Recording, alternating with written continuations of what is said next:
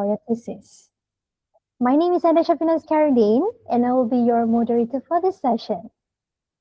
Okay, first of all, I extend my gratitude to the FPHP Postgraduate Department team headed by Dr. Muhammad Alif Abdul Majid, with the assistance of Dr. Farah Dewi B. Irrahman for organizing this insightful webinar. I am confident that this session will equip us with invaluable knowledge to make our master's and PhD journeys much smoother and more successful. I would also like to extend a warm welcome to our esteemed guest speaker, Dr. Inoormaziah Azman. Hello. Thank you very much, Ida. Yeah, and express our gratitude for taking the time to share her valuable insights for us today. Okay, so before we start, please take note of these following guidelines. Please make sure that you are on mute during the presentation. The Q&A session will be held after the presentation. You can raise your hand virtually, or you can type your query in the chat box. And please remain until the end of this webinar to receive the attendance link. So before we proceed to the next agenda, it would be greatly appreciated if you could kindly turn on your camera for a quick photo session. Okay, our team will be take over for this session. Okay, turn on your camera. Thank you very much. Ready, Naim? Norman? Okay, saya ambil gambar sekejap. 1, 2, 3. Terima kasih semua. Thank you so much for your cooperation and also participation. Okay, so before we begin today's session, it is my pleasure to introduce our esteemed speaker, Dr. Inoormaziah Azman. Okay, Dr. Inoormaziah is a senior lecturer from the Faculty of Hotel and Tourism Management, University of Technology Maram. She is actively involved in teaching, research, and postgraduate supervision, particularly in the guiding students throughout their research journey. So her experience in academic writing and also thesis development make her highly suited to share her valuable insights onto this topic. Okay, I believe many postgraduate students often find this chapter 1 to be one of the most challenging parts of this thesis writing, especially when it comes to we want to identify the research direction. Okay, developing the research problems, and also we want to structure the foundation of their study. Right? So with the expertise and experience, we are truly fortunate to have Dr. Aina with us today to share the practical guidance on how to move from an initial research idea into the well-developed chapter 1. So without further ado, ladies and gentlemen, please join me in welcoming Dr. Inoormaziah for today's webinar title, From Idea to Direction, Developing Chapter 1 for Your Thesis. The floor is yours, Dr. All right. Thank you very much, Miss Ida, for a very kind introductions of myself. My name is Inoormaziah Azman. You can call me Miss Inoor. Today, it is honored, and it is also a pleasure that I am invited by the postgraduate department to share my insights on developing chapter 1. Right? I hope that you have gained something today in producing chapter 1 for your thesis. Right? Throughout the session, you are welcome to ask any question. You may interrupt. I don't mind, but at the end of the session, we will have a Q&A session as well. Right? Now, please allow me to share my slides. Right? So I hope that everyone is ready. This one. Ida, can you nampak tak Ida? Yes, nampak. Okay, boleh kan? Alright. Or sekarang nampak tak Ida? Alright, Dr. Perfect. Dah okay ya? Sebab Ida tak nampak I punya Google Meet ni screen dah. Okay. Right? Okay. Yeah, because I need to open that. So yeah. So nanti apa-apa Aida, please let me know, yeah? Okay, sure, no problem. Okay. Yeah. So I think, shall we begin the session? Yes, that. Right. Okay. Now, because I am invited to talk about Thesis Chapter 1.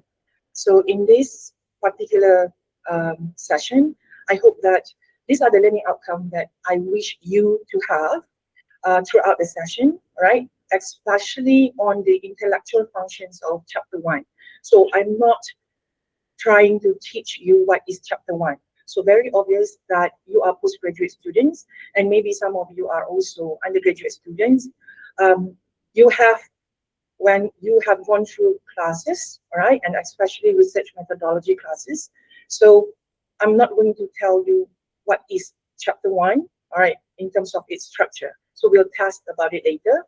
And then you, it is actually in guiding you through. I am more concerned into that particular parts of chapter 1 that I think very often I find students confused and always follow what other research has been doing, right? Have been doing all the time.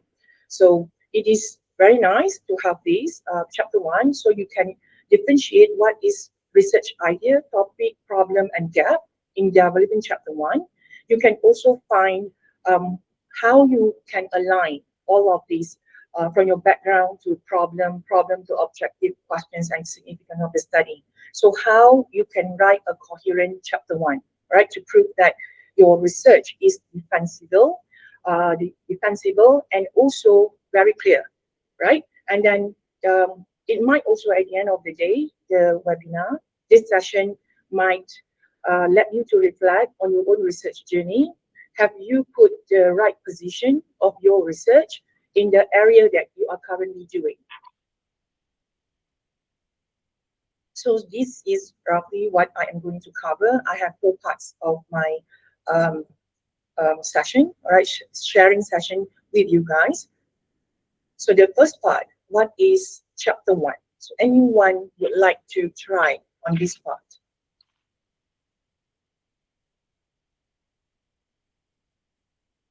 It's okay if you don't switch on your camera, but do you have any ideas what is chapter 1? Ada? Boleh saya try, Doctor?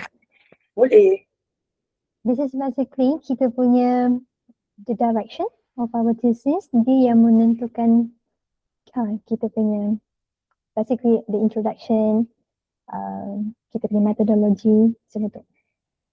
Alright. Okay, thank you very much, Aida. So the rest of you mungkin listen je kan? Belum lagi ya, belum pandai situ. Right. Chapter 1, very often that you find all of this, right? Most of the student will give me answers, right?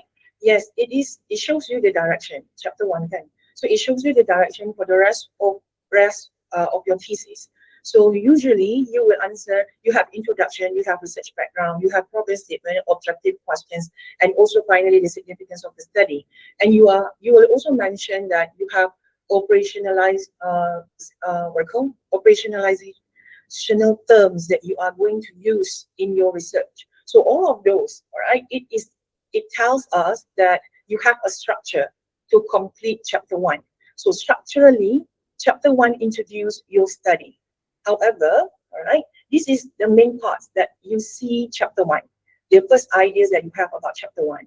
However, I want to let you know that from intellectual perspective, chapter 1 serves a much deeper purpose because it reflects your thinking discipline on how you grow your research problem and come up with solutions for your problem. All right. So it is actually, I would say, intellectual transformation that every one of us, if you are doing research, you are going through all this process. So physically, you see a thesis, but at the end of the day, that from that piece of thesis, the research work that you are doing, it's supposed to grow your intellectual properties, meaning your brain, right? The way you think about something from different perspectives and stuff. So what's about intellectual transformation? So intellectually, chapter 1, as I mentioned, it is about how you position your study.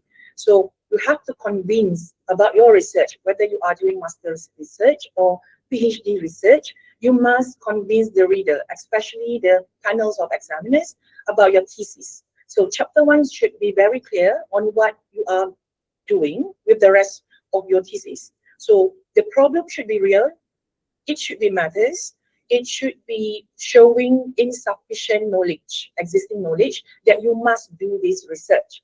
And then the study has a direction, and finally, the decisions are coherent. So these are all the intellectual functions of chapter 1. But yes, like you have the structure altogether. I'm not going to hanging on this very long. Right. Now the functions of chapter 1, you have structure, you have all of this. But you have to remember, when you have all these subheading in your chapter 1, it helps you to structure, to organize your thesis. So you will filling in, you tend to fill in all this information in your chapter 1.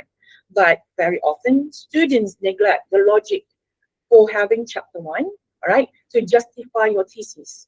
And because of that, as a result, many students are unable to answer what is the research problem, why you are doing this, why should you do this, not doing that, rather than this, why not you are trying that. So people will ask a lot of questions, and very often that we student having a hard time, all right, or feeling very challenging to provide necessary answers for those questions. Why? Because the logic is not there. So what about logic in your chapter 1? It shows us as the readers why your study matters, and then how it is insufficiently explained. You always mention in chapter 1 that there is a lack of study. Yes, what is lacking? You have to show it to the readers to make sure that your study is well deserved. Like the existence of it is deserving. So, like here, I like this particular statement. All right, a thesis can be structurally correct. Yes, you follow all of these, but conceptually weak.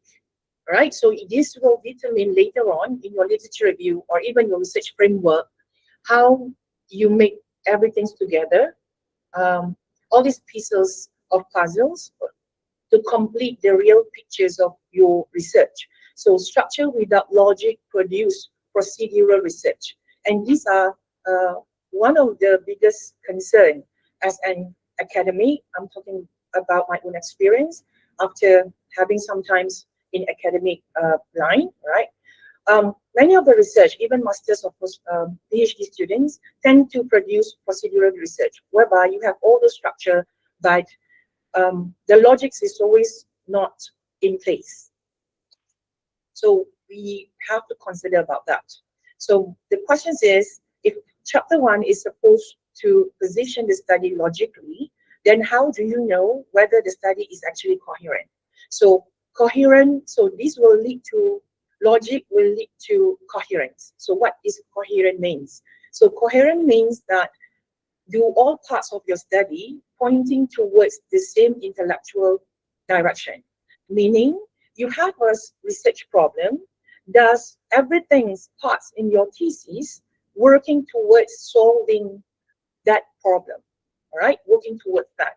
So it is challenging to put everything in place. It's like writing a story, but in academic perspective.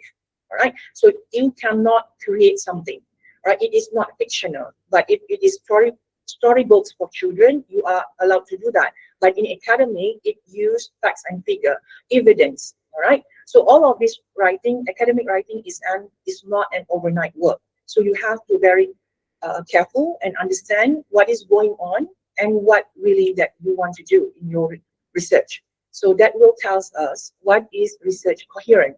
So research coherent means logical consistency that connects all the components in your study. If you are talking about this problem, what is your objective? What is your research questions? And then what is the significance of your study? So all of this must be related, right? Now, I would like to also emphasize that many times students will ask, how many pages should I have in my research proposal, or even in chapter 1, roughly about how many pages should I write? Now, I would like to tell you also 60 page of this connected chapter 1 is not equivalent to a 20-page coherent chapter 1. As long as people understand, you deliver sufficient information to support, to justify, to reason why you are carrying out or conducting such research. So examiners is often looking at clarity, logic, defensibility, and alignment throughout your thesis. So we are not talking about volume. So once you have this clarity, logic, defensibility, and alignment, eventually your thesis, I'm not going to say that, comparing by volume, but it is sufficient. So sufficient means 100, 200, can be 300, 400, 500. But this is not the determination whether you deserve that degree based on the volume of your thesis. So, all right, coherent exists when every component supports the same intellectual purpose. So this is the intellectual purpose. Everything's pointed towards the same issue, right? These, all right, has become the structure of your thesis, how you organize it, but it is also a discipline to bring your thinking to an advanced level, right? So that's the main purpose of this. So what I would like to emphasize is that your chapter 1 should not merely the beginning of your thesis, but it is also justifying why your thesis deserves to exist, right? Now, let's think about your own study, right? We start with this. This is just to warm up. What is your research topic currently? And what is your problem? And what is your research gap? Can you do that?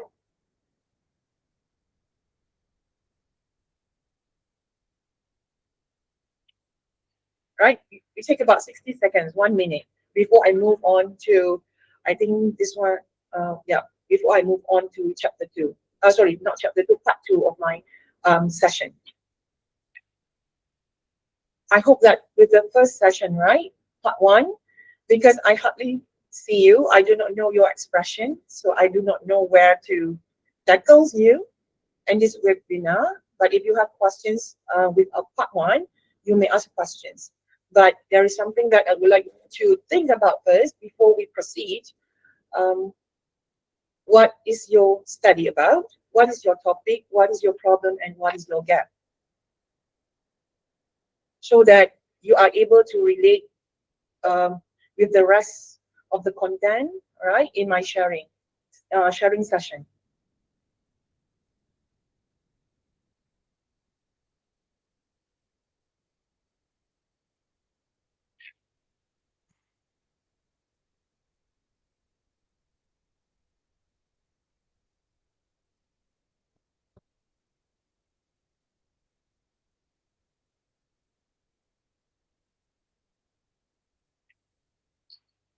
Alright, tak ada kan? Boleh ada teruskan? Boleh kan? Alright. Now, Okay. kita teruskan. So, tak ada soalan lagi. Semua orang dah faham.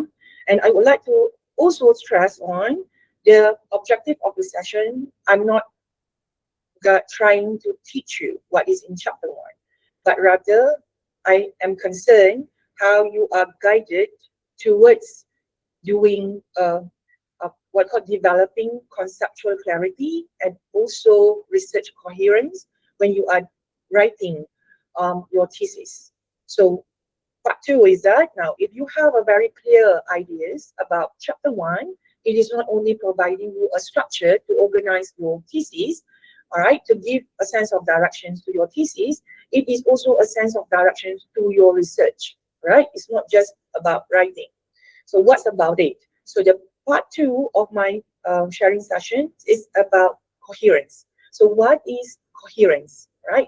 Coherence means you are logically, consistently, right, catching up all these ideas, the structures of the thesis to become whole, right? And the stories are related, and it tells and justify why you are doing such research. So in this case, we need to understand why, understanding the research position. So where does research direction comes from? So the direction. So chapter 1 tells your direction, like Ms. Ida mentioned, right?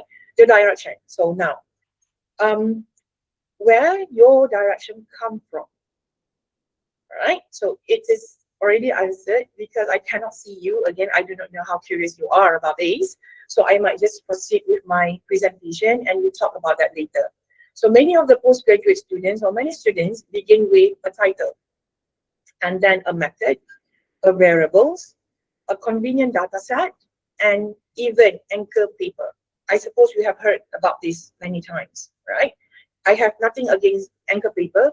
I have nothing against replicability, means you replicate from other papers. But these do not automatically create a coherent study. Because if you are trying to imitate other papers' study, you tend to put a lot of variables in your study, in your research, which sometimes not well deserved in the study at all, right? And then because it is not um, related to the research problem that you are currently looking at. So a strong research usually begins with a problem that requires better explanation. So how you identify that problem, right? So I'll share with you later how you can identify problems. Now, problems create the direction, and then when you can identify the problem, you will go and immerse yourself with a lot of information, and through this information, the gap will form in your mind where what is really lacking in the area of research, in the problem that you are going to raise as your research. All right. And then so all of these are the process of coherence. So it begins, all right, with conceptual clarity. You understand your problem, you understand the roots of your problem, you understand what are the possible solutions that might be the answers of your problem, right? So a strong research should not merely topic-led. So it should be a problem-led and conceptually positioned. So because you think about concept, you read a lot, these are all parts of intellectual growth, right? Which I think it is the main concerns of many academia, right, nowadays with their postgraduate works and so on. So before we write, we must clarify, right? It is about writing, it is very good, but at the same time, the clarity of your mind, all right? A coherent chapter one do not begin with writing, but instead, all right, the clarity of thought, understanding the problem, recognizing what existing knowledge cannot sufficiently explain. Now, how would you have this? The answer is reading, all right? The answer is reading. So it's just a little bit of sharing.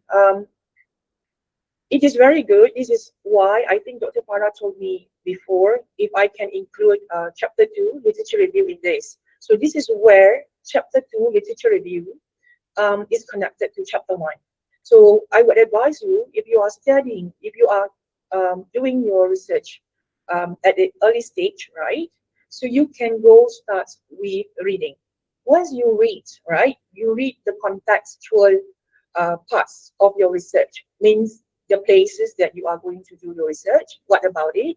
You dig, the context of your research problem, and then at the same time you are reading through all these local journals or international journals regarding your research problem. The more you read, all right, those information may be very messy at first in your brain, and that is why it is also good to start with a literature review matrix.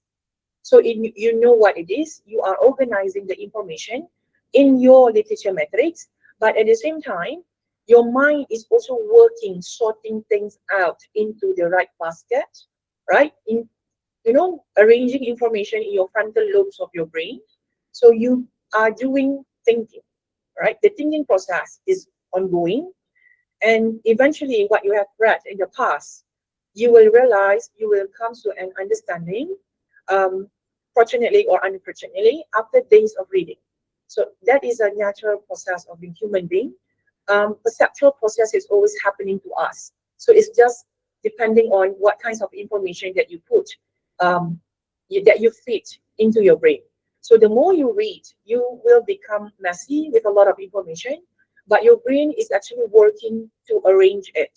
So physically, you arrange all those information in your literature matrix, and it is also helping you to to clarify what is the problem and how are you going to approach that problem. So only then with this process, you can come up with a very meaningful, meaningful research objective, research questions, and also methods, research methods that you are going to use in your thesis, right, in your research. So the research direction begins long before methodology. It's not that you read a paper, you tell, okay, this is exactly what you want to do. No, it doesn't start like that, which sadly, many of the students start or begin their research like that. So the meanings of everything of your piece of work will be, you are losing it because you haven't really giving it a very thoughtful thinking or consideration, right? The directions of your research. Now, so we need to understand, right? With that, we need to understand what is the difference of a research idea, research topic, research problem, and research gap, right? Because you do not, again, I cannot see you, so I cannot directly ask you, right? Can I call you by name? No? Yes? Yes. Right? Now, a research idea. You have like, what is a research idea? Anyone? Tak ada orang nak cuba kan? Now, maybe this is another challenge for you, yeah? Now, a research idea, topic, problems are different things, right?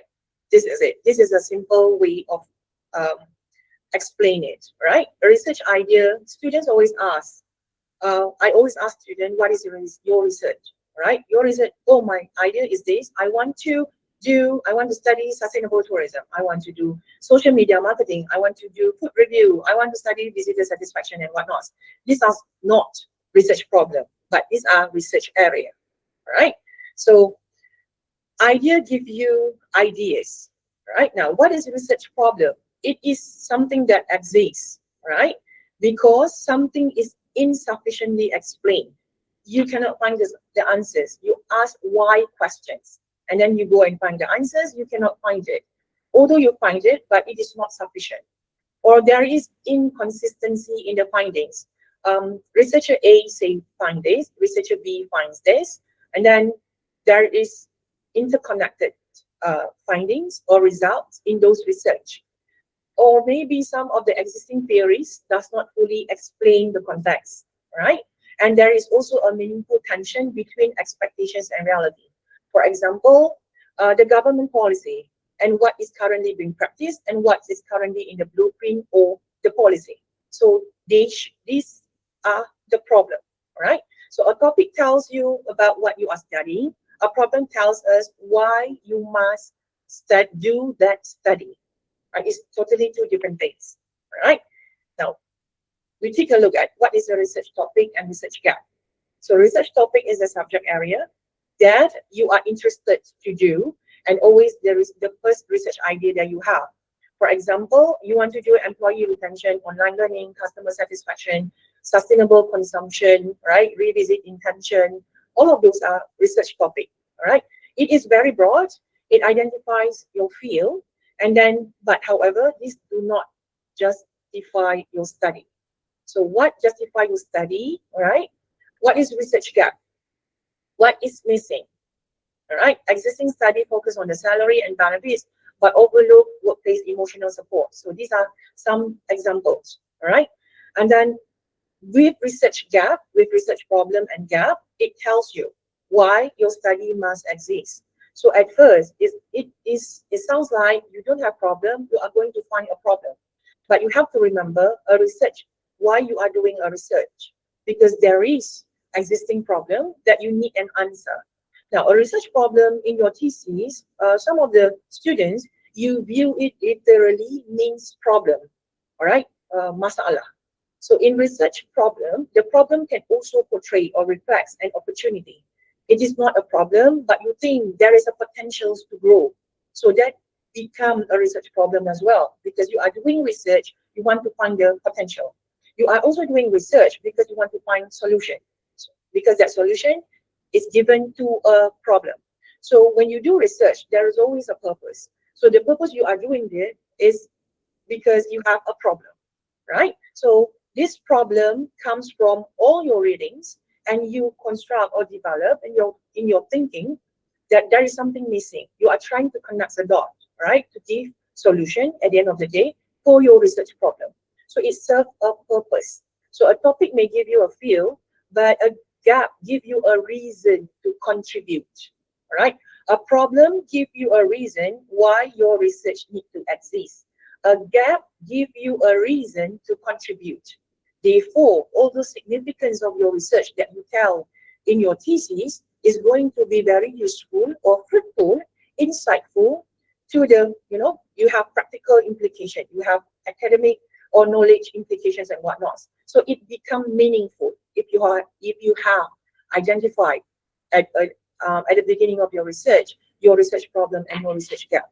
So that is one of the utmost importance, all right, in doing research. Now, I provide some of the examples that you can use. Now, the topic is about employee retentions in hotels, but what is a research problem?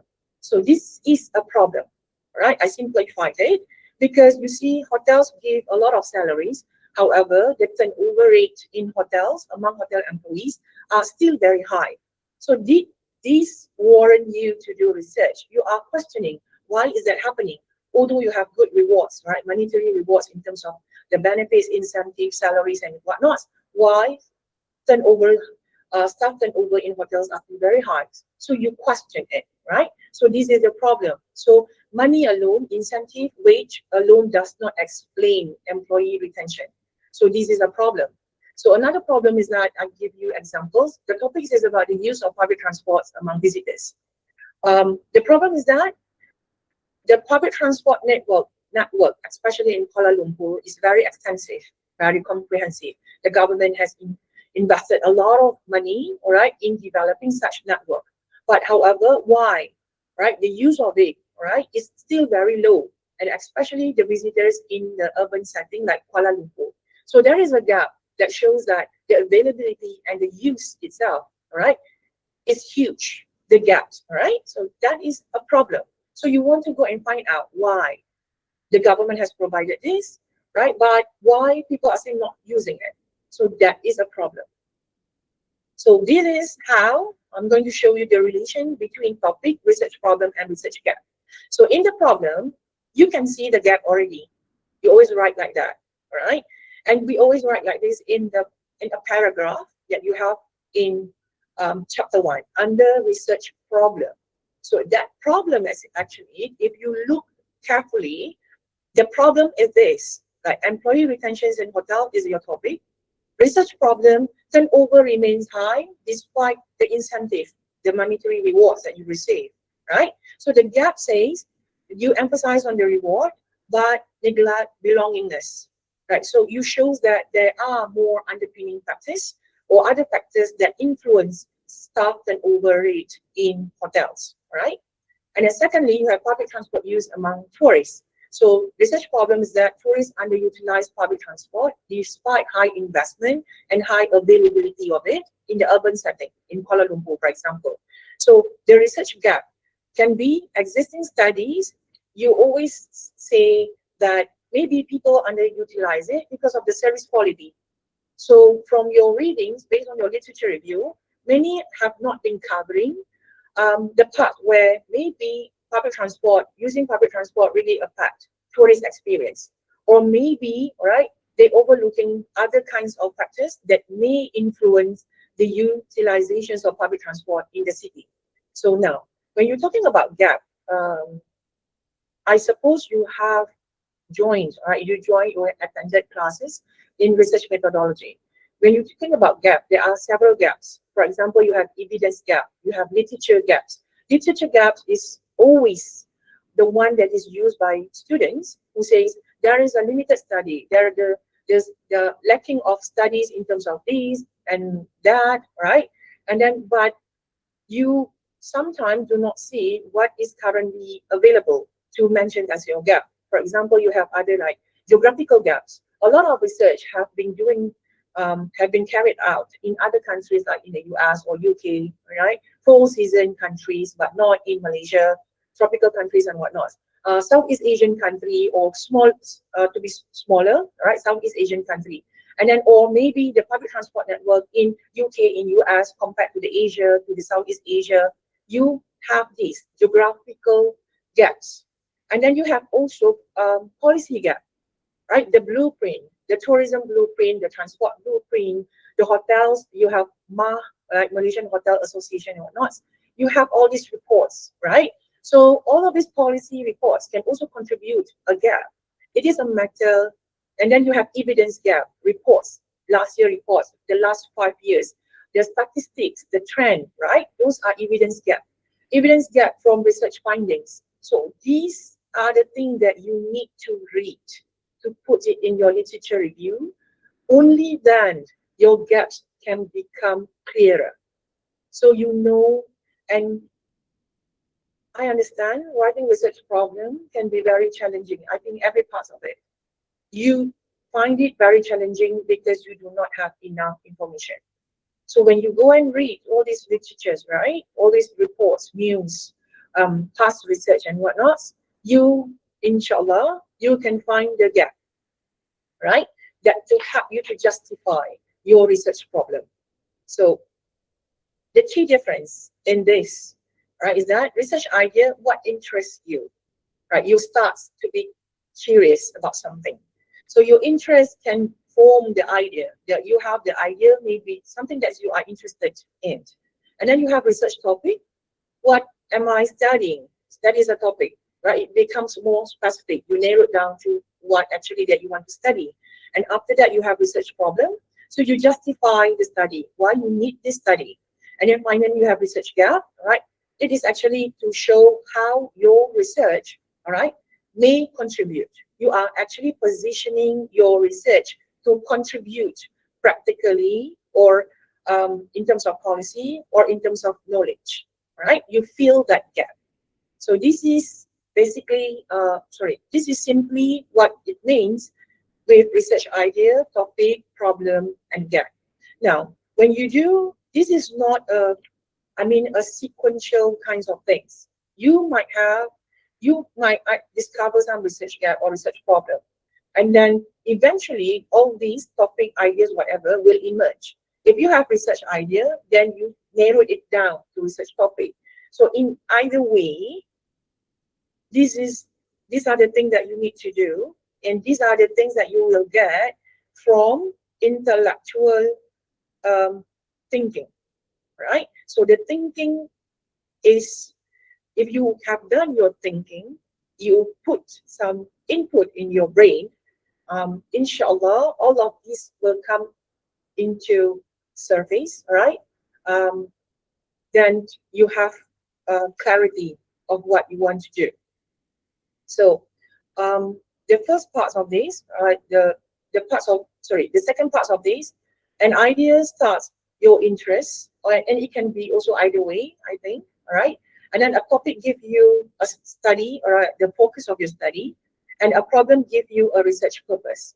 Now, I want you to go and evaluate, recall about your research that you are interested to do right now, or maybe something that you have proposed to your supervisor, right? Whether they are your interests, it is an idea, it is a topic, all right? If it is a topic, what exactly that you are focusing, and then what exactly the problem that you are trying to tackle with your research. What are the answers that you are going to find, right?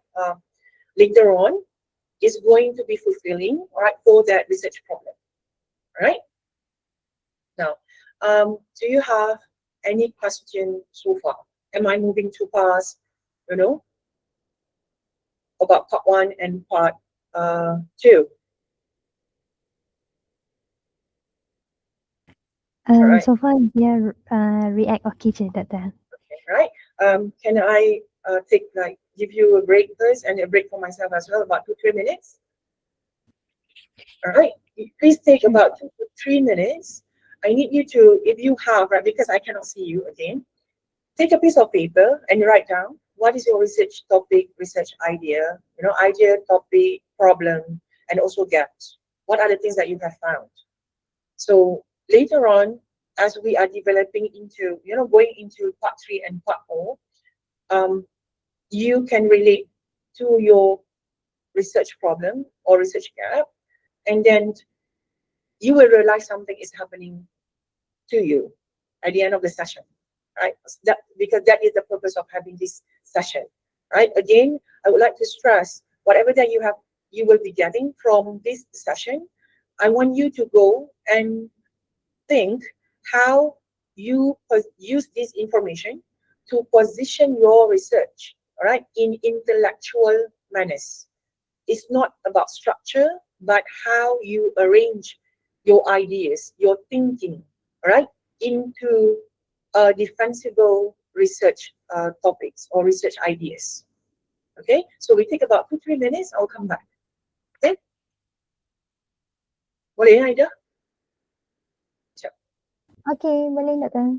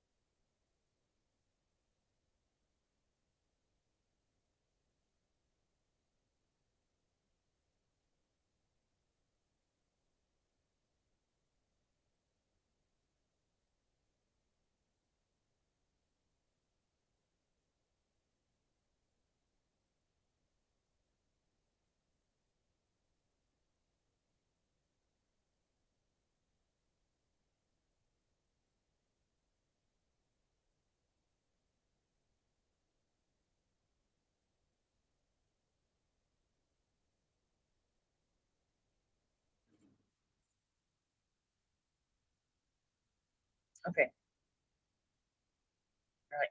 right. We move on, yeah, because I want to save the last half an hour. All right, maybe you have questions about that later on. Okay, now part 3. Once you have understand the logic and also structural forms of chapter 1, both are equally very important because logic shapes your thinking, right? And it shows the discipline in your thinking, and your thinking is growing. Now, how I want to let you know about how our thinking transform over time. Comparing yourself during your diploma years and degree years, and then right now you are moving, studying masters or PhD lab at master's and PhD levels. Of course, they should have a transformation in terms of your intellectual thinking, right? So this is actually the process that helps you to grow that or to develop that in yourself, right? So once you understand the importance of the functions of chapter 1, the differences of ideas, topic, problems, and gap, now we are moving on to part 3. That is alignment and coherence. Because at the end of the day, you want to have clarity in terms of your concepts that you are going to utilize in your research. And at the same time, you want to make sure that the research, the writing, the intellectual growth is actually shows through the coherence of your thesis. Now, what is the first part? What is research alignment? Now, the alignment refers to the logical consistency between all major components of a study. So how do you align? For example, you have chapter 1, and then how your chapter 1 align to your chapter 2, that is literature review, how it is aligned later on to research methodology, and then to the findings and discussion, and finally your conclusions, all right, your contributions, your limitations, and whatnot. So all of these should be aligned. What you want, what you find in your key findings, all right, in your results and discussion, should be attending to the research problem that you have introduced in the first chapter, right? So a coherent study, you have to make sure that the problem leads to the gap, The gap leads to the objective leads to the questions justify the method. And therefore, once you understand how this research grow from the problem, right, to the end of your thesis, when you conclude that, so the research thesis overall serve a purpose. So the connections between all the parts in your thesis should not be treated separately. So many of the times when you find the structure, you ask, maybe some of the students ask the postgraduate office or using the template, all right, as a guidance for you to write. With those heading, right, that you have in chapter 1, research problem, you are concerned, you are focusing on filling in, right, that section, rather than trying to interconnecting the ideas in your writing. Okay, so that's become a concern, because in that case, in that situation, it shows us that it is not, the main components in the research is not aligned. And this is usually detected by your examiners. And then when this is happening, I'm not saying the piece of work is not good, but it opens the opportunity, the ground for a lot of comments, right? So now comments does not necessarily a critics or showing the weakness of your thesis, but rather to improve your work and to guide your thinking into certain aspects of the research. All right. So it is actually helping you in terms of intellectual transformation during your research years. Now, the alignment chain, what is that? So you have seen this. These are the structure, right, that you usually have. The title, the problem, the gap, the objective, the questions, the methods. So I suppose everyone knows about this. All right. Now the question is, I think you come to realize that if your component, one component change, the other may also need revision. And that is why when you are writing a research thesis, the chapter 1, I think many of those who have produced thesis, regardless of PhD thesis, FYP thesis, or master thesis, if you have this research findings and whatever, right, you have already concluded, but the last parts of your thesis, you will be revisiting your chapter 1 because you want to put everything in place, all right, these parts. So because you want to show the direction that it is directing to the things that you find, all right, at the end of your research. And for your information, all right, research title can also change overnight. You want to submit your research thesis tomorrow, all right, the 1 minute before that, before you print out the whole thesis, you can also change the title, because the title given to the thesis should shows, all right, the research work. So the title can always change. And therefore, go back to the topic, research problems and whatnot. What drive your research is actually exclusively is the research problem and the gap that you have discovered at the very beginning of your research. But to identify, to get that, you need to do a lot of reading. If you realize, I always, circling back to that, because I want to emphasize that reading is one of the important works in your research journey, right? Now, these are the alignment chain. Alignment chain. Now, this is what happened in many of the research theses. When the alignment chain breaks, right? The title do not portray the problem do not justify, right? Do not be justified using whatever gaps that you will find, that you have found. And then the objective, the questions, and the methods. So sometimes I want to do this, but I want the respondent is like this, right? The sampling, the populations and whatnot comes after that.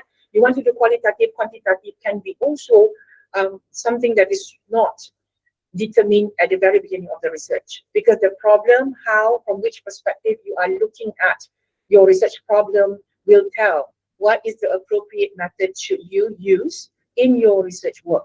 And then even what kinds of research analysis should you use? Some of you like very eager.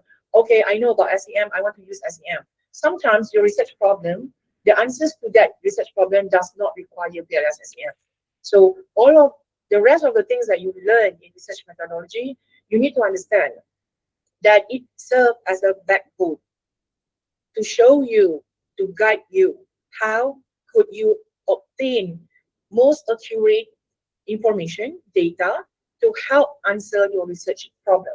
All right. So it is the mechanism that you should apply. All right, to make sure that you get the right information, the right data, all right, for your research. So you cannot hide too depending on your eager, all right, you're keen to select certain of the thing. Because some of the people, some of the students when they come, okay, miss, I want to do this because people are doing this. Yes, in terms of research methodology or research analysis, PLS SEM is currently very famous, but it should not justify why you start that research. All right. So this is what I want to show you if your alignment chain breaks. The title is broader than the actual study. For example, you mentioned about consumer behavior, but the objective is only measuring satisfaction. So the title, like I say, you can always change it the day before you submit your final thesis, right? Now, the literature review also becomes very descriptive. This is always the case. You describe author A, B, C is doing this, doing this, doing this. You are not even comparing, and some of you may be comparing, but summarizing what have been done in the past. Right? Student fails to see what is lacking between those studies. Okay, so there is too much summarizing without analytical positioning. All right, and then objective do not respond to the gap. The gap discusses misinformation. All right, but then your objective to examine service quality. You say something else. All right, and then the variables are borrowed without justification. This is also the case that I always say in many proposals and thesis. You have, let's say, for example, I want to use theory, thumb model, the technology acceptance model. You have perceived usefulness and perceived ease of use, and then it is to technology acceptance. In between and whatnot, you do hanging on certain theory. You apply, you adapt all those variables without really I understand what are you doing, right? All those variables are there because the research from the very beginning has a problem, all right? And the researchers propose that because that theoretical framework that they produce is going through the process. That is an intellectual transformation. So students always plug and, plug this variable from one study, from another study, and create your theoretical framework. So that doesn't happen. So all of these variables are borrowed without a good justification. Of course, you may do that, but how you conceptualize your study first before you use all those variables. All right. You copied, like I said in my slide, you many times not you students copied from anchor paper without conceptual reasoning. You can use a thumb model, but you have to justify. Examiners will ask, why technology acceptance model? Why not you are using DTAL? Right? Why theory of reason action? Why not TPB, theory of planned behavior? So why you are using SOR? Why you are not using this and that? Why this motivation theory? Why not that one? So sometimes all this theory, you have to understand that you are using or utilize certain theory in your or concept in your research to help you explain your research. All right, you are not simply use it to just to make sure your findings follow through what you have found at the very beginning.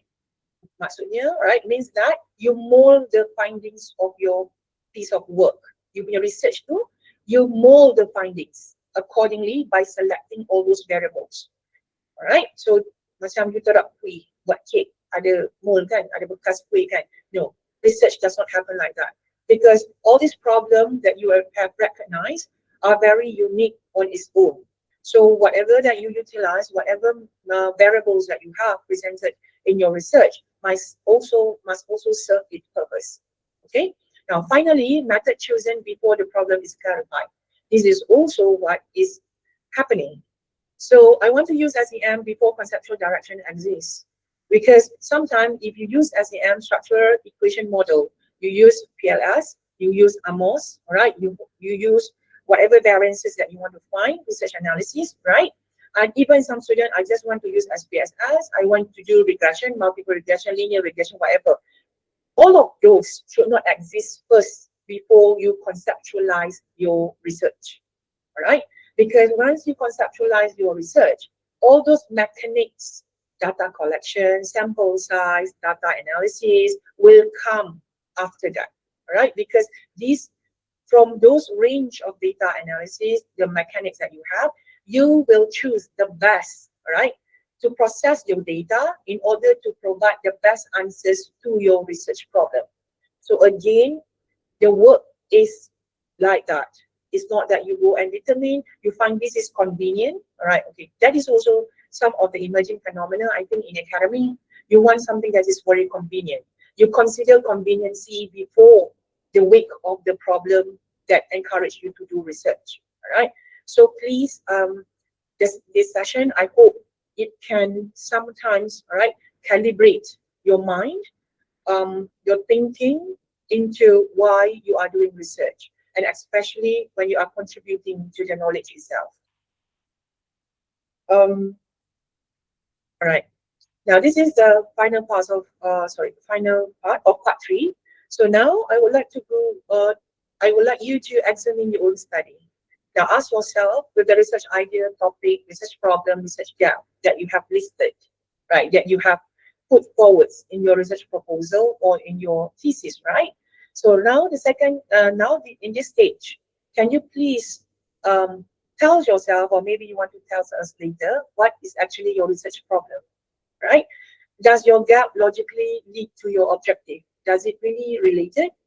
And then would an examiner immediately see your study direction, right? Where exactly that you want to go? And then if your title change, does your problem remain clear? So what's exactly that you really want to do? So examine your own study, give a thoughtful considerations about it, right? Before we move to part 4.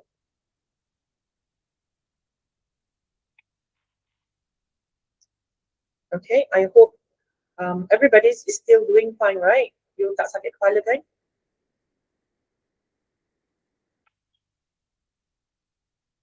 Okay, I hope that this is going to be very helpful, all right, to make sure that you have that conceptual clarity when you start doing research. Okay, so this is the ending of part 3. A coherent thesis reads as one continuous argument, not as separate sections placed together. So I hope you understand what is going on, because it is a story that has a beginning and also an ending. Like you buy storybooks in the store, right? There is a beginning, right? Um,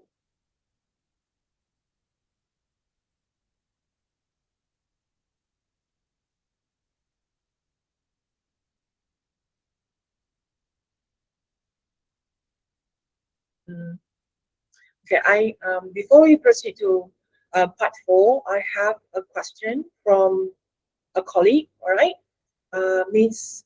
Nick. I would like to ask, what is the best way to organize multiple research gaps in the problem statement section so that the flow is clear and convincing?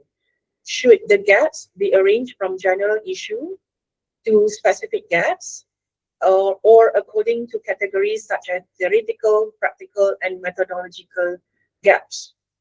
Now, okay. I see some confusion, right? It is actually very good to show you what the problem is. Now, when you are writing to answer that, Ms. Nick, now, what in your research problem, yes, you understand the concepts of the flow when you have to go from broader views of your research problem or research background to narrowing it down, bring the audience or the readers to the research problem. Now, the gap is actually to prove why you need to do your research.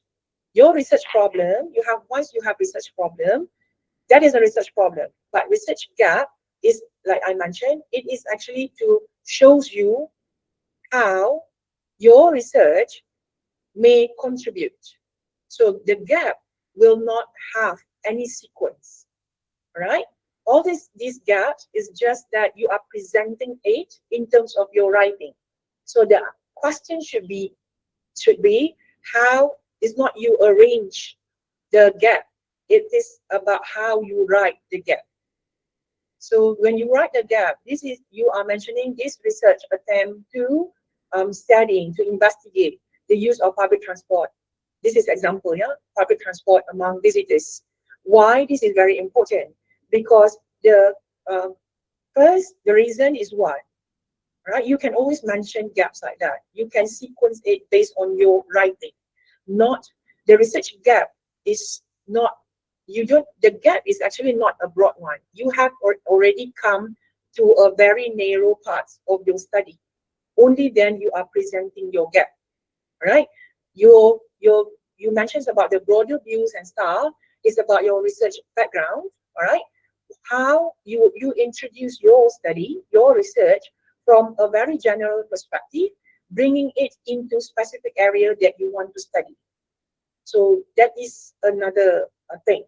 But in terms of gap, you don't have the broad gaps to the narrow one. The gaps should serve, should justify why your research must be done, right? In order for you to provide answers or findings to the gap that you find in your literature or in the reports or anywhere regarding the problem. Am I answering you, Ms. Nick? All right, I hope so. All right, because theoretical gap, practical gap, methodology gap, all of these you will discover them in your literature review and with your reading. So all of these gaps, when you want to write, there is no sequence. It is a matter of how you write it. All right. So like I mentioned, because this is about how to lead you, guiding you towards an intellectual transformation, thinking. Yeah?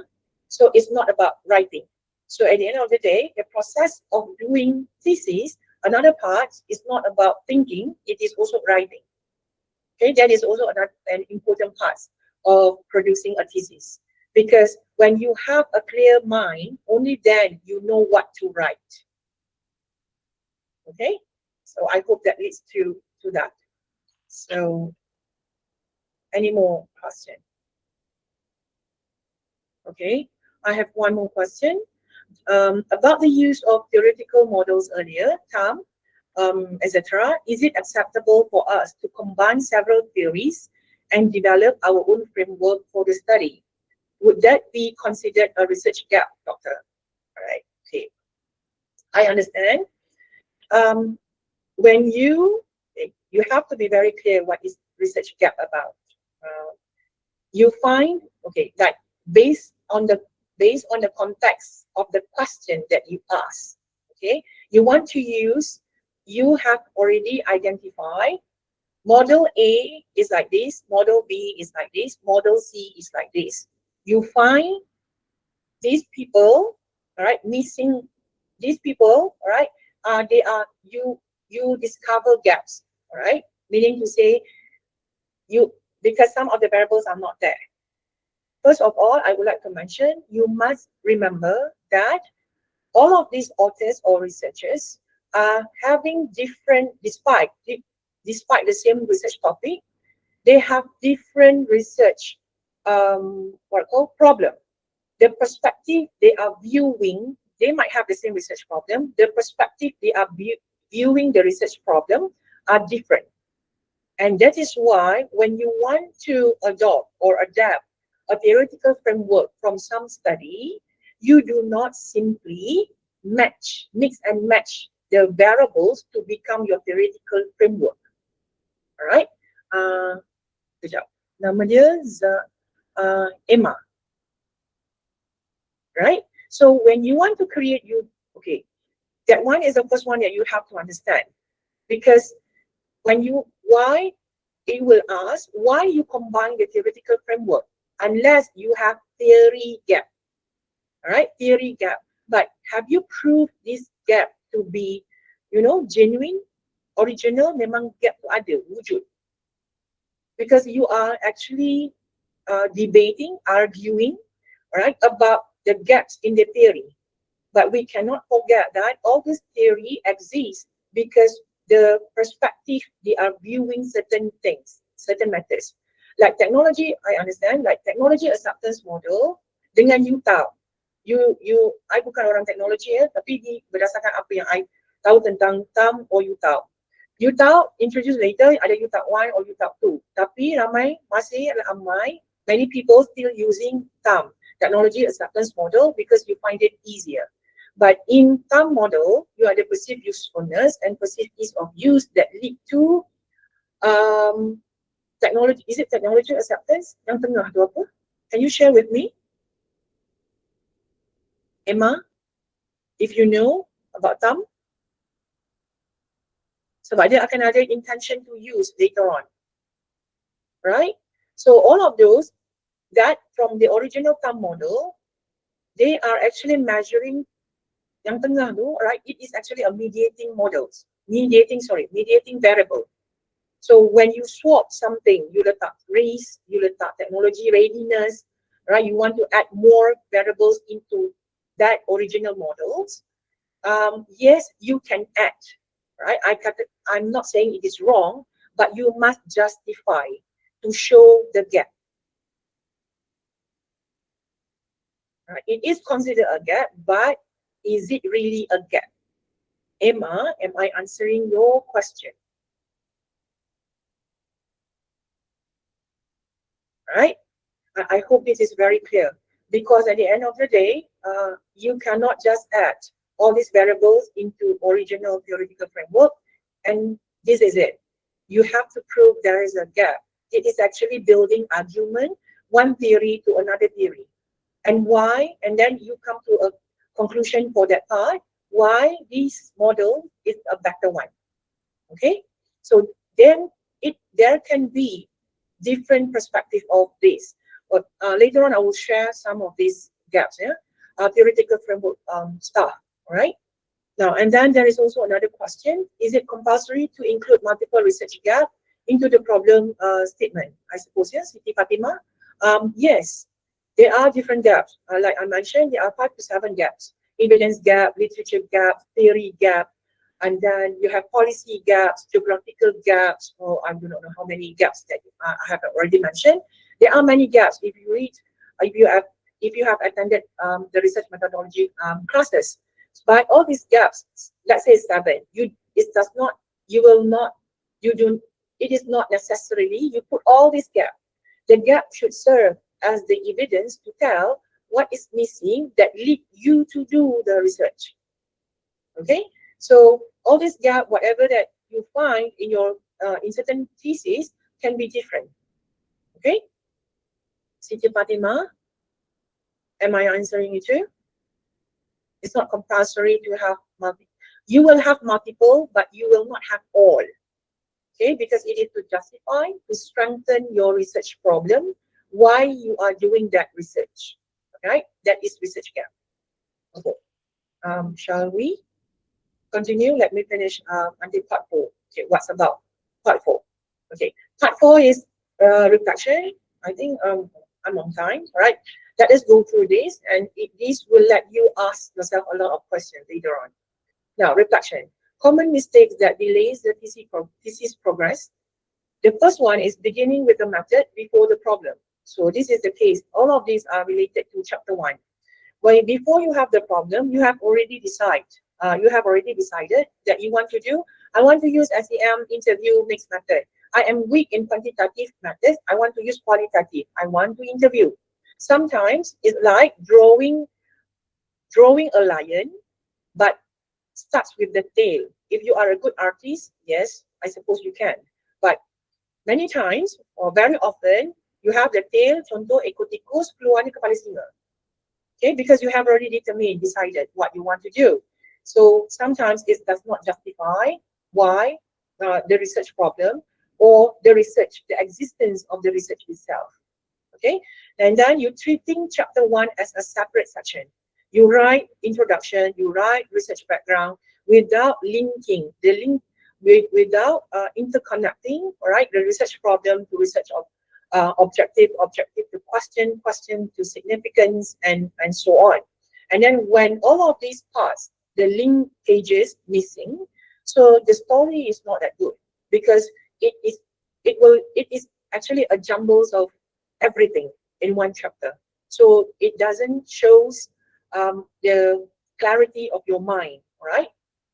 Developing the ideas of your research problem. And then student complete the background problem, all right, significant without conceptual integration, like I said. And then you have broad titles with unclear focus. Like I said again, title can be the last one that you change overnight. Okay, but you need to have a problem that give you a purpose, a focus, a reason to focus on specific areas of studies. And then descriptive literature review. This is always the case. You describe, okay, you have 50 or 100 references in your literature review matrix.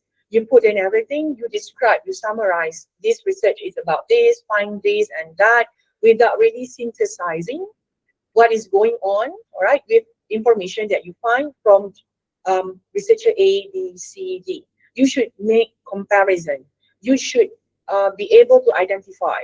Many of the research have been carried out in this area. Something that is lacking in this. In this, all right, comparing to this, it is also missing, right? Because, you know, you go to a very narrow path, right? Starting to sort out, right? The perspective that you may have through your literature review matrix. So only then it shows you, only then you have a clearer mind, right? What's exactly that you really want to do. And then too much summarizing, too little positioning. And then changing direction repeatedly, frequent conceptual shift create instability throughout the thesis. You cannot change your direction. Now, I would like to, let's say, all right, this is, I remember something. I always tell my students to let you understand. Okay, can you see the water bottles? Can you see the water bottles? Can, right? Okay. I've talked to some of my students like this because to let you understand what is going on, right? Especially when you want to understand, you want to know about conceptual clarity, or you want to know what is about research. Now, some of the students come to me and say, I want to do over tourism, but my classmates, other classmates have done over tourism. Let's say this is over tourism, this is the issue, then this is the problem. Right, over tourism in certain tourism destination. Okay, this is over tourism. Right now, from this angle, do you see the bottle? Right. If I change, I turn the bottle. Do you see the bottle? Yes, but you see the bottle from different angle. Am I right? Okay, and I change it again. It's a different angle, right? Okay, what I want to tell you is that you may have the same research problem, but the way you view it from different perspective will tell your research problem. Let's say over tourism is a research problem. Let's say in say Cameron Highland, right? It is over tourism in Malacca, for example. So, but from which angles, that perspective that you want to view, you want to research over tourism. For example, you can study over tourism from local community perspective, because over tourism have led to what? Interrupting local community quality of life. Over tourism has also interrupt or disturb the economic development in Malacca, for example, because its impact on in terms of business increased competitiveness. So you are looking at over tourism and its impact on economy, what I call equality in terms of economic distribution, right, among businesses in that city. Or maybe you see over tourism in certain tourism definition, but you want to look at how the local authority and federal government really look into this. Maybe there is a policy gaps. right? So what I want to say is that you have may have the same problem, but it all depends on from which perspective are you looking at it. So from which perspective are you tackling the research problem? So that is why this is become, when this is very clear, you know the direction, you can sense it, right? So the important thing is that you understand why you need to do that research. Okay, so I hope the bottles metaphor works, because many students come to me, I want to do over tourism, but then my other classmates also want to do it on the same thing. No, you can view over tourism from different perspective, right? And you can see over tourism at different tourism destination. Island tourism, for example, UNESCO sites, mountains, beach, resorts, all right? Or maybe Cameron Highland, Genting Highland, there are over tourism everywhere. Okay, but from which perspective are you looking at it? Because you have different stakeholders. You have the government, you have the business, you have the local people, you have the NGO as well, protecting the environment, flora and fauna. Over tourism also giving some impacts in terms of environment. You can even narrow it down to economic impact, environmental impact, or even social cultural impact.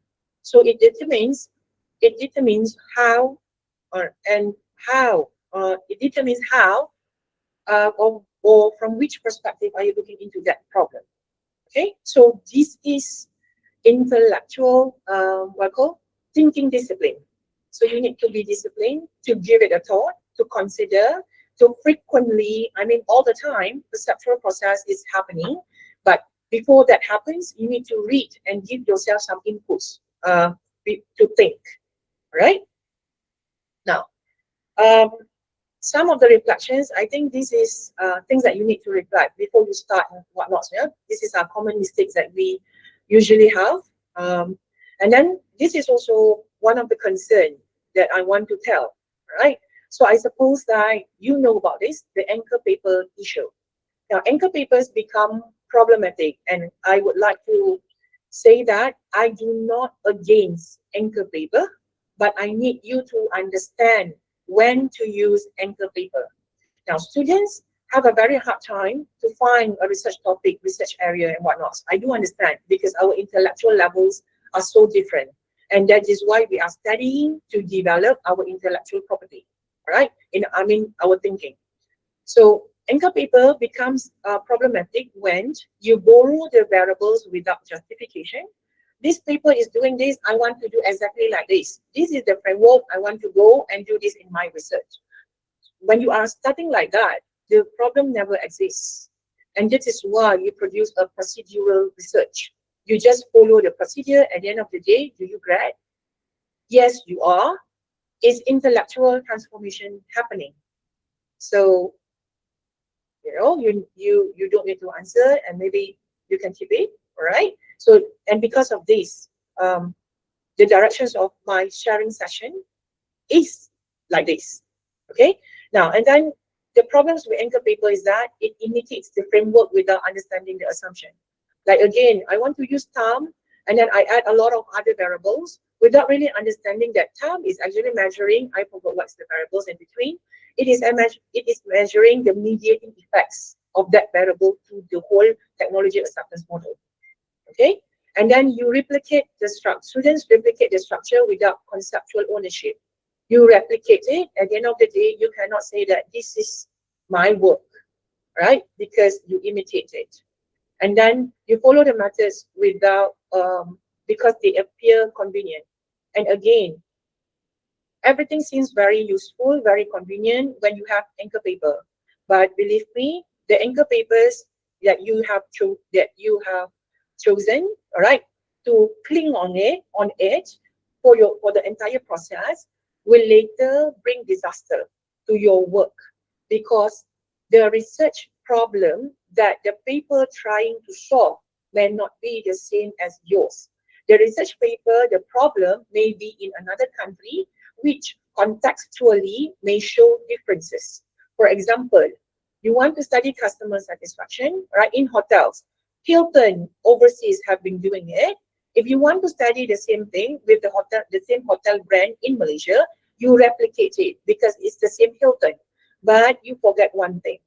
The buyers, the guests who stay at Hilton Hotel in UK, in US, in Malaysia are from different cultural background profiles in terms of demographic or psychographic profiles. They are different people. And based on this information alone, it tells you financially we are different. Our upbringings, our culture, traditions, our heritage are also different. The language that we use, the services, because contextually they are different, the hotel service also might be a little bit different. What they serve for their lunch, for their meals in their hotels in UK, in US, in Malaysia are also different because although you have the same brand, hotel brand, let's say Hilton, right? This is one example. So when you want to replicate, there will be, I'm not against it, but you have to understand why you replicate, why you use the anchor paper. So anchor paper can be good when it started off with an orientation. You find this is very interesting, you want to do this. It is a kickstart for your research, but not solely based on the paper. You need to go to read other papers to give you contextual understanding of the research problem that currently happen in your place, right? From your own perspective. That is how you grow. Now, the strong and weak use of anchor papers. The first one, weak use, template. It's a template for imitation, borrowing the structure, copying the variables, seeking convenience. So I've always mentioned this.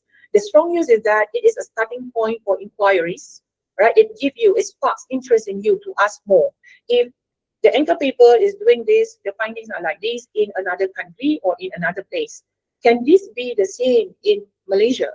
You start to question, right? So when you question by looking at that paper, the intellectual the thinking process is actually starting. So you are starting to look, yes, you read the paper, the orientation is like that, but it lets you to grow, right, on your own, in your own way, right, to develop your research problem, right? And then you understand the conceptual logic, evaluating explanatory relevance, right? What is relevant to your context? What is exactly relevant to their context? So seeking better explanation. So it's actually the anchor paper should let you know the difference. All right, you should detect this. And again, the research, the anchor papers that you have always starts with a problem. And all those papers are produced based on reports, based on theses. So they are actually extracts from the main research. So you have to understand these are the roots of everything that we have in those papers. So anchor papers should serve as a starting point to kick off your study, but you cannot solely depend on it because your thinking will be confined into that concept. So you are actually not growing intellectually, right? So that's my concern about anchor paper. And it is also the same. If you have some samples of research theses from many universities that I think you can have it online, all right? You can have this. But again, like anchor paper, it serves as a starting point of your study. You want to learn from which perspective that researchers are looking at the problem as yours, right? So maybe by looking at these theses or anchor papers, it allows you to think about your research direction, all right, in your own unique way, right? How exactly you want to start your research, okay? So templates, like templates again, anchor paper, you just start to fill in all the sections in the thesis. So you will end up like that. So it is not very, it is not encouraged at all. Now, I've raised my concern about anchor paper and also template. Again, I do not against it. It can be your preferences, but not replacing your intellectual growth, right? I hope you understand what I mean. Now, self-diagnostic questions that I provide, and I also frequently ask myself when I did my research as well. Now, problem clarity. Can I explain my research problem in 2 clear sentences? At first, it is very hard because you tend to, bring the whole paragraph, right, to explain what it is. And after that, when your mind is clear, you can definitely do it. And even you can tell your research with a single, in a one sentence title, right? And then gap positioning. Is my gap analytical or merely descriptive? The study is lacking like this, like this, like this. The studies in service quality is lacking. You say there is a lack of study, but you do not justify what is lacking, right? Why it is important, why the lacking is very important. You do not justify that. You just simply mention it. So alignment, do my objective directly respond to the identified gap? Is whatever that I want to do in my research is actually filling in the gap that I have already identified. Let's say, for example, I find mismatch of the policy, certain blueprint in Malaysia with existing project that is happening in Malaysia. So a mismatch of that, right? So my research objective would be, I want to find what happened that caused the mismatch, right? So yeah, it should be related. And then conceptual ownership. Can I justify my framework beyond previous study use it? So this is what happened when you have anchor paper. Previous study use it, you adapt it, you take the whole framework or you take all these variables. And then you mix and match all the variables as if it is a concept of your paper. No. About theoretical framework or conceptual framework, let's say, for example, I always find this. Okay, the study, knowledge contribution is that it expand the TAM model, UTAP model, TPB model, whatever theories you mentioned, is or R model, expansions of the model. Now, if you say you are extending the TAM model, do you introduce a new variable? How do you introduce that variable? How have you validate that variable into TAM model? Extension means you have 1, 2, 3, extend. You have more. You have more than you expand. Sometimes you forget. Some of us use theoretical framework, theory, to explain our research. Your research have a lot of variables, right? All these variables must be explained in a logical manner. So the theory that you adapt is actually helping you explaining your research variable. You know what I mean? Sometimes it is like that. It can help you to explain a phenomena. That is why in studying certain areas, you will have different theories. But what theories that you use? Now, the theories also help you to form the concept, all right, of your papers. So we cannot simply say we extend, we expand, we embed it in our conceptual framework, right? You embed whatever it is, you adapt a job, there must be a very clear justification why you are doing that and how. What is the process of adapting it? What is the process of extension? What is the process of expansion? Right? Adding, extract, there always a reason why. Right? Now, finally, you ask yourself intellectual direction. Am I investigating a problem or merely completing a topic? So many of the research works sometimes it is very pity, when your research work that takes time about 1 year, 2 years, 3 years, always go down. I'm not saying go down the drain, but the meaning, the insights that you brought forward through your research work, through your hardships, is not being taken seriously, right? Very often it's because the conceptual clarity is not there. So it's simply like I say, completing a topic. All right. This always need to it takes two to tango. So how's your supervisor is guiding you? How's the students also working very hard to justify the study, right? To get the right guidance or assistance from your supervisors. So it always takes to tango. But because the research work is yours, right? So I have a very wise professors told me, you are the masters of your work, of your research. All right. So this is very important. So the same thing, I also remember a wise friend, when you do research at first, you always say like, there is a gap because lack of study. Does it really lacking in terms of that study? So when I was doing research, my wise friend told me, I know, do you really think it is a lacking of study? No, it's not lacking of study. It is lacking in some parts of it, but the literature review, the papers are always there. It's just that how you articulate, how you synthesize what is lacking, and that becomes the gap of your research. Now, I shall proceed. Right. Research as an intellectual growth. I am nearly the end of my session. The postgraduate research should not only produce, these are the things, you are very objective because you want to complete your thesis.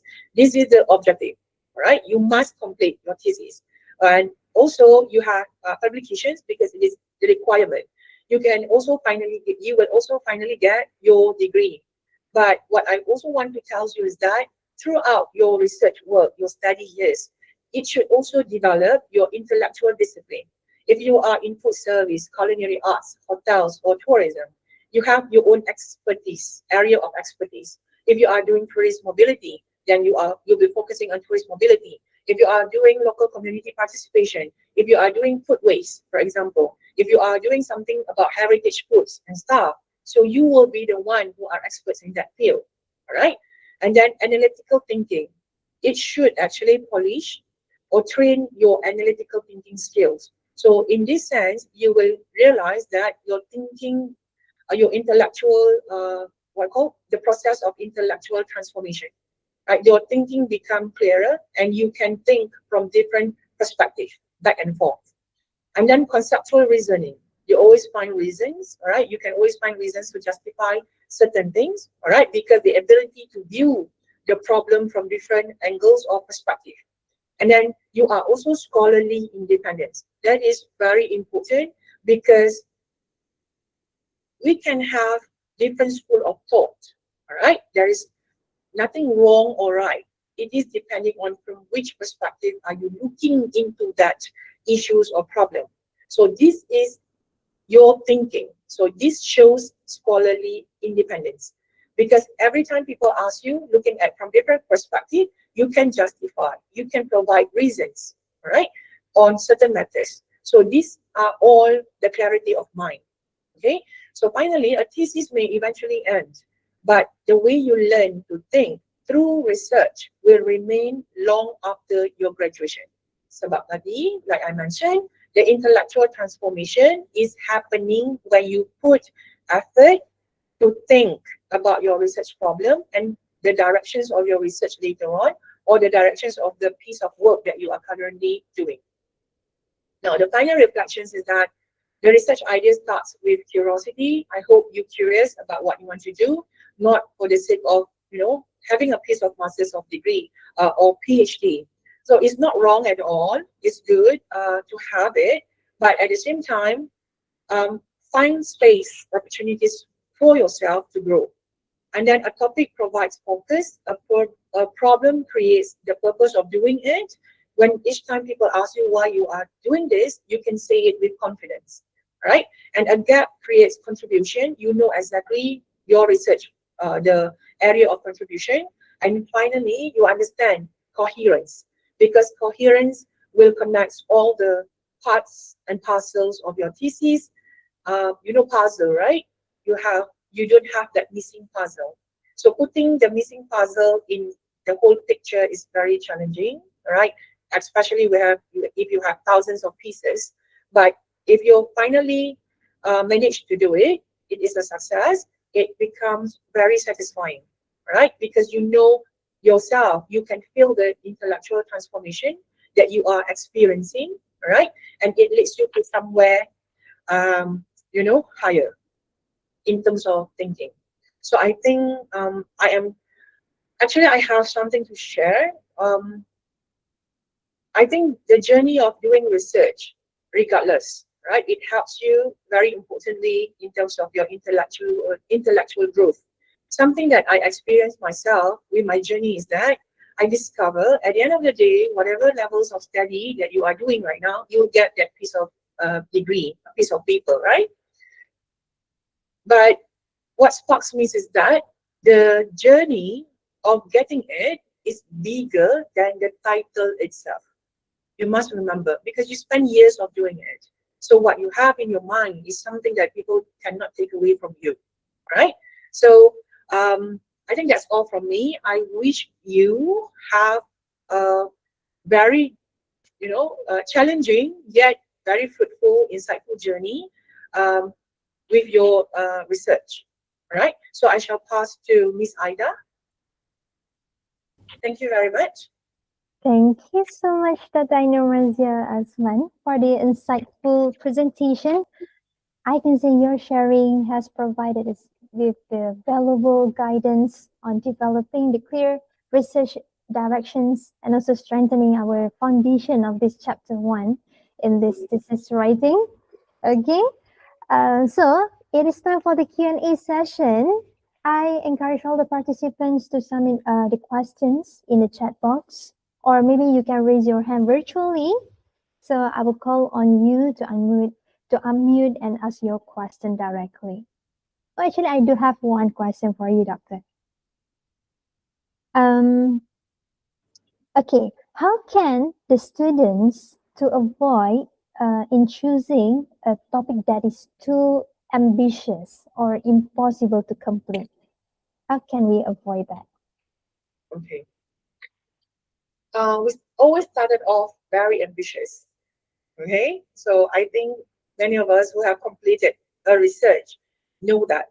So it's okay to be ambitious. We started off with that, but eventually, with years of number, sorry, excuse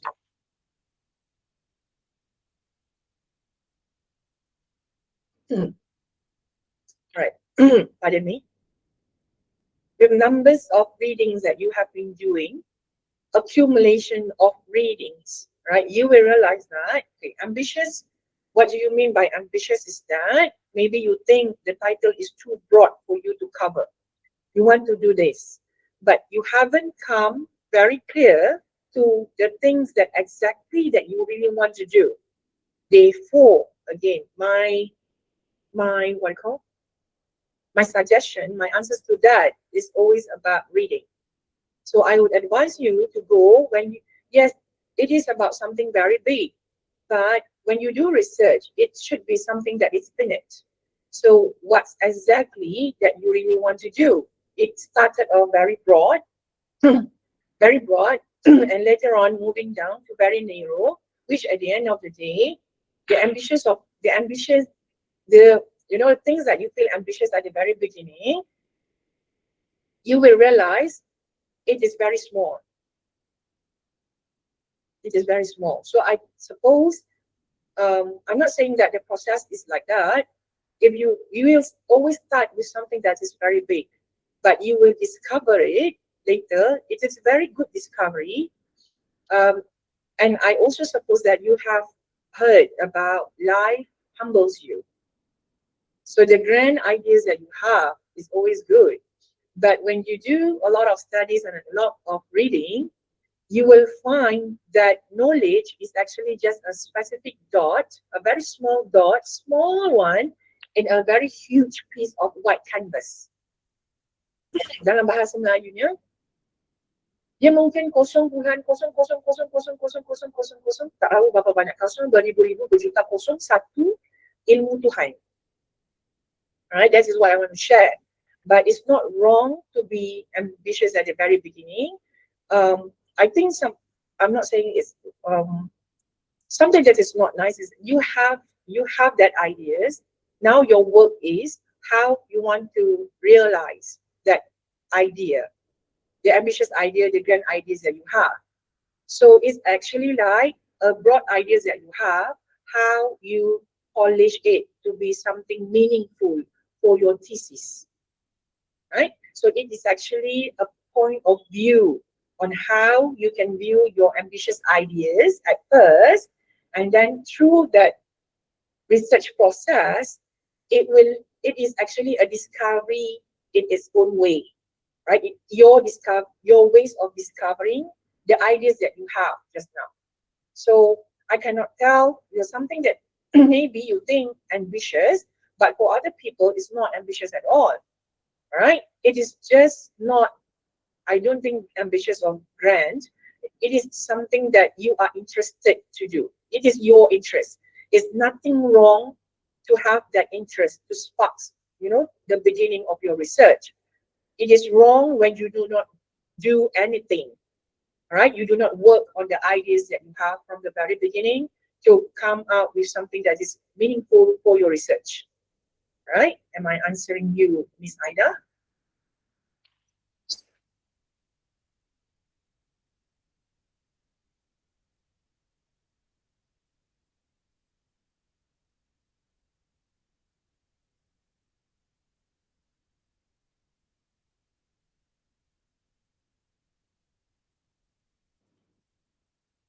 Ida, are you there? I'm so sorry. Just now saya terkeluar. Oh, Okay, now I'm here. Thank you very much, Tata. I was asking whether you Oh, you know, am I answering your questions? yes. Because you feel ambitious because it is at the beginning of your research. Mhm. Let's say, for example, you want to do, like I mentioned, over tourism. You think the government, like, you know, you have a lot of things going on. Over tourism is very broad, all right? But you feel like you want to solve over tourism issues in Malaysia. That is ambitious, right? So to some panels, to some examiners, I believe people who have experienced research, all right, deeply about it, they know it's not about being ambitious of grand. It's actually the starting of a process, right? It's a learning process. So what um, I think being wrong is when you do not grow. You are letting that, you know, the directions of the research itself is not growing. It's not, you do not have a very focus for that research. So that is the wrong thing. But having that grand ideas is never wrong because it lets you to start your research. And the way you look at the ambitious or grand ideas will change when you reach the final conclusions of your thesis. You will realize that. And these realizations or discovery needs you to go through the process first. Right? There is no shortcuts. Okay? I hope I'm answering that questions. Thank you very Sorry. much. Um, Siti Nur Azlina Sulaiman. Doctor, boleh share slide ke? Yes, can. I will share the slide with postgraduates, I think, office. And you may ask, inshallah, I will try to contact Dr. Farah. And then Norman tanya, what are the biggest mistakes the students make when developing chapter one? Now, this is also challenging question for me. I don't see the mistakes is the biggest or smallest. All right, they are just some challenging parts. All right, I think the biggest one is that you you will let it be. All right, rather than going through the process, people find the shortcuts to do it.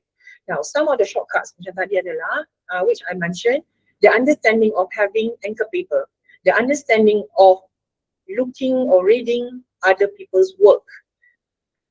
I think, and then that will lead to originality of the work that will actually hinder the thinking process. I think the mistakes is actually not allowing yourself to learn. So that is one of the biggest mistakes if you have the opportunity to study, but you do not let yourself grow in that manner. So the mistakes is always related to macam tadi I kata anchor paper, template, all of those because you have everything fixed in your life. You do not allow yourself to fully immerse in that conceptual development, right? Contextual or conceptual development. So in chapter one, actually, I think I mentioned earlier, when you want to start your research, this is also based on my experience. I was very curious why my supervisor asked me to start writing literature review first. In fact, literature reviews takes me about 6 to 8 months to finish because why? I have two chapters of chapter two, literature review, chapter 2 and 3. It allows you first to immerse your, yourself in the research problem contextually. If you are doing something in Malaysia, let's say over tourism in Malaysia, tourism development in Malaysia. So you are studying all this development, tourism destination, everything's in the context of Malaysia. Sorry, ya, kejap.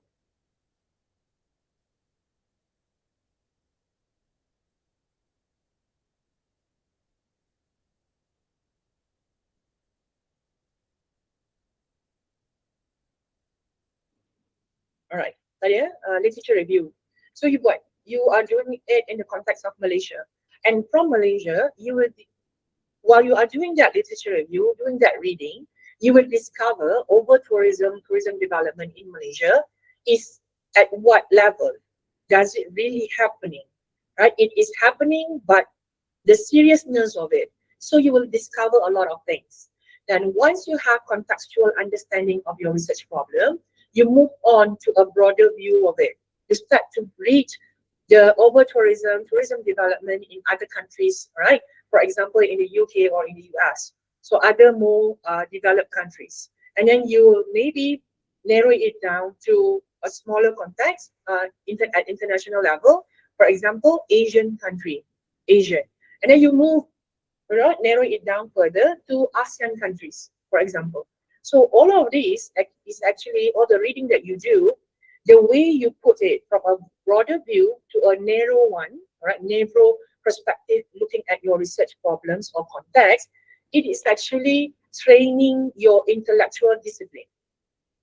It allows you to discover something big to something small to something bigger. So these are the things that you need to experience it, you need to do it, only then you will know, understand what exactly it is. Right? It's not something that I can teach you.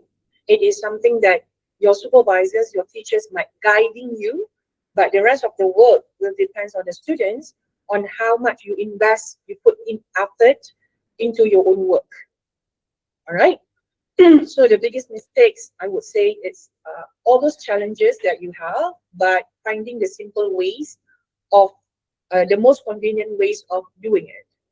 All right, because it is very fruitful, very meaningful if you are going through that research process. Right, it makes you grow to become a better person.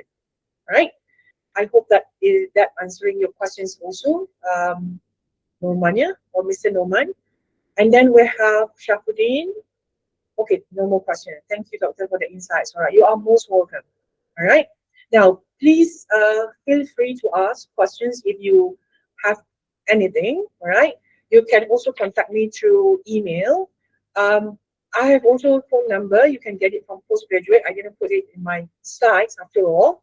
Right. And please, if you text me, please introduce yourself, because I have numbers of many students as well. So if you do not have any more questions, should we? I pass it back to Miss Ida. All right. Thank you so much, Doctor. I think got one more question. This is what is a common red flag or mistakes? Would you mind to answer for this one? The last question, Okay. maybe?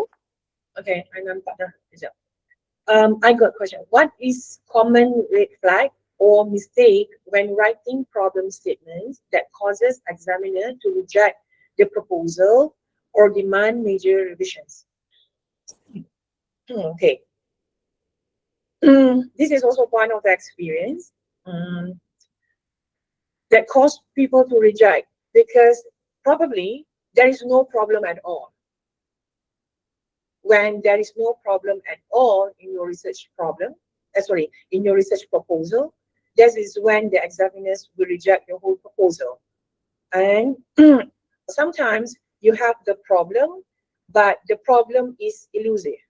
All right, elusive means sama-sama, nampak. It's not well justified. It is not grounded in certain perspective. You can say, oh, let's say, I always use like over tourism to senang kan. Over tourism in Cameron Highland. You want to research about that because report says that over tourism. And then your objective is that you want to identify the local community perceptions about over tourism in Cameron Highland. Over tourism in Cameron Highland, local community perspective about over tourism in Cameron Highland. Seemingly related, but in terms of your problem description, your discussions on your problem does not signal the objective. Aiman, boleh faham tak Aiman? So what you need to put in your research problem is that over tourism has causing what? You know, detrimental or bring some negative impacts to the environment. And then the avalanches or landslides that happen in Cameron Highland has caused apa tu? Nyawa kan, kehilangan nyawa. Numbers of people, local community killed in certain incidents in Cameron Highland. So a lot of people also during the holiday, yes, bring in a lot of economic gains, but cause sufferings to the local people, for example, traffic jams and whatnot. So all of these will leave some impact to the local community quality of life. Therefore, this study one of the aim or objective, they want to see how local people perceive over tourism in Cameron Highland. So I mean, when you tell about your research problem, it is not finite. It is a big discussion, all right, big argument in presenting your research problem. So sometimes what leads to rejection is totally when the what I call examiners cannot see a problem. Secondly, with correction, because they just want you to strengthen your research problem and then identify the gap so that the clarity of mind. When people are reading your piece of work is clear of your research direction. Boleh Aiman? Tapi selalunya tidaklah kalau itu tidaklah fail, right? It's just that sometimes all this comment is actually trying to improve your research problem, your research work to another level, right? It's not a critics, it's not whatever. So something that maybe is missing from your thinking that examiners want to share with you, maybe something that you can ponder or you can think about the problem from another perspective and stuff like that. Okay, Aiman? Boleh kan? Now, I do not have any more questions, right? Okay, so I believe all the questions have been answered accordingly by Dr. Ainur. Yeah. Okay, thank you very much once again. Before we conclude for today's session, once again, I would like to extend our sincere appreciation to Dr. Ainur for sharing her valuable knowledge and expertise with us today. Thank you so much, Dr.